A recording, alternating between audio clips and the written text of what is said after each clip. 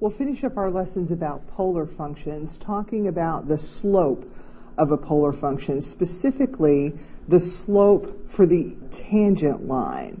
Remember here, the slope for the tangent line for us in the xy plane, for any xy function that we have, the slope has always been the derivative. It is dy dx. It is the change in y over the change in x. It is rise over run, and that's always been true for us.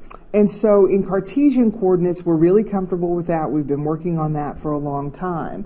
But now let's talk about what's true for the equation of the tangent line for a polar graph. So let's say we have this value. It'll be a theta value, and it's right there, and we want the slope of the tangent line still for that theta value, that angle measure, whatever that angle measure is from the origin, the standard measure there for theta. We're still talking about, however, dy dx. We're still talking about rise over run. There is a big error here that students make when they ask for the equation of the tangent line or the slope of the tangent line when they've been given polar functions. If we have r equals some function in theta, students want r prime to simply be f prime of theta. So when it asks for the equation of the tangent line or the value of the derivative at a certain theta measure, it's asking for dy over dx. Remember, when we were talking about parametrics, we said that the change in y, when we have to go through the parameter of t, was dy over dt. Well, now our parameter is simply theta. And so the change in y with respect to theta over the change in x with respect to theta gives us the change in y over the change in x. So what we knew from our parametric functions works very well here for us on our polar functions as well. So let's go back to trigonometry. Remember, x is r times the cosine of theta, and y is r times the sine of theta.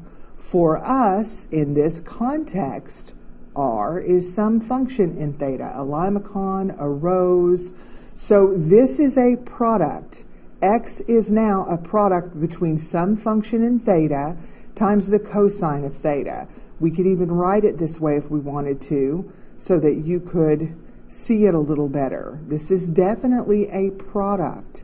This is definitely a product. Some function in theta, sorry, that should be theta, not 0, times the sine of theta. So if I'm trying to find dx d theta, if I want the derivative of this function with respect to theta, that's a product rule. And I'm going to use r and cosine. I'm going to use this, but I want you to see that this is a product. So r is 1 and cosine is 2. And this is one of the many reasons that I taught you the product rule and the quotient rule and the chain rule the way that I did, because our terminology still works here. If r is 1 and cosine of theta is 2, it's still 1 d2 plus 2 d1. So that's still a good way for us to find the derivative using the product rule. I could clean this up and say this is negative r sine of theta plus r prime, which again is just some function in theta, times the cosine of theta. And we're going to do the same thing here using the product rule.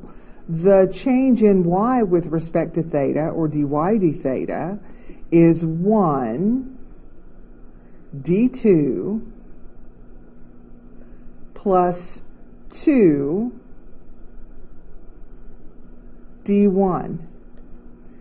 I'll clean it up. It's r cosine of theta plus r prime sine of theta. So if I want dy dx, then I have dy d theta over dx d theta. So So this is tying a whole lot of prior calculus together.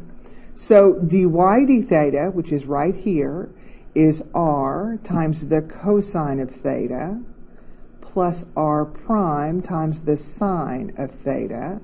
And dx d theta, which is right there, is negative r times the sine of theta plus r prime times the cosine of theta. And here is the formula for the slope of the tangent line for polar functions. Now you can do one of two things. You can memorize it, which I'm fine with. Math students generally, don't have a problem memorizing formulas. You can memorize it, or you can, this is one that you will have time to generate it. You can memorize this or you can generate this. I do not care. I always generate it. It's just as easy for me to come up with dx d theta and dy d theta from my knowledge of x and y from trigonometry. So I always generate it to make sure that I don't get my r primes, and my negative r's and all that in there incorrectly. I'm not a big fan of memorizing things if I don't have to. If it's easy or just as easy for me to generate it, I'll generate it. But here's the formula we're going to be using every time they talk about the slope of the tangent line or the equation of the tangent line. This is what we're going to use. So this is what we just found. You'll see, I think those terms are transposed. We found r cosine theta plus r prime sine and negative r sine plus r prime cosine, but same thing, doesn't matter. So this came from y equals r sine theta and x equals r cosine theta. All right, so you are responsible for this formula. You need to know this. Let's work a few examples. Find the derivative. The derivative is dy dx.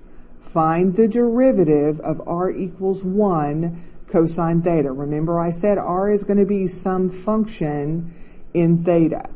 So again, we go back here, x equals r cosine theta, y equals r sine theta, and so I simply go directly to dy dx.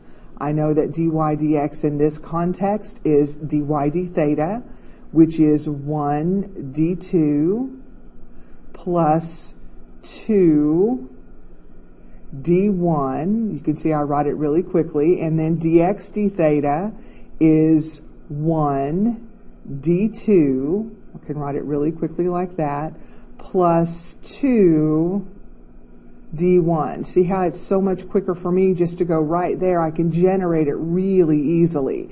Now the only thing that I need to find here is r prime. Well, I'm finding f prime with respect to theta. So I'm taking the derivative of this with respect to theta. So this is a constant. The derivative of a constant is 0. The derivative of cosine of theta is negative sine of theta. So r prime for me is sine of theta. So I can go right in here and I can show the AP reader that I recognize dy dx is r, which is 1 minus cosine of theta, times the cosine of theta, plus r prime, which I found to be the sine of theta, times the sine of theta. I'm just substituting in r and r prime into this formula. That's all I'm doing. And then I have negative r times the sine of theta plus r prime times the cosine of theta. And I don't have to clean it up. I mean, I could, but I don't have to. They're not asking me to do anything with it. They just want me to find the derivative of. They want me to find dy dx. That's all they've asked me to do. All right, next example. If r equals 4 times the sine of 3 theta, find the slope of the tangent line at theta equals pi over 6. Again, find dy dx and evaluate it when theta equals pi over 6. So the first thing that I would do is I would find r prime, because I know I'm going to need that. I pop my 4 out front. This is a chain rule. Something has been put into a function machine. So it is the derivative of the outside, not changing the inside, times the derivative of what's inside. So 12 times the cosine of 3 theta is r prime. And dy dx, and again if you need to really quickly, y is r times the sine of theta. So that's 1 d2 plus 2 d1, and x is r times the cosine of theta. So that's 1 d2 plus 2 d1. So dy dx, when I make the substitutions of r and r prime, is 4 times the sine of 3 theta times cosine of theta.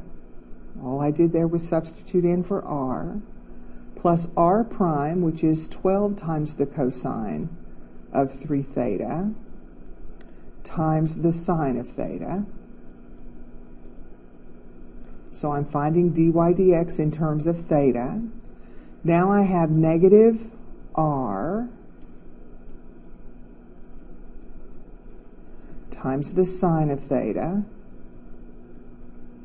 plus r prime times the cosine of theta. Now, the next thing I'm going to do is what they asked me to, is find the slope of the tangent line at theta equal pi over 6.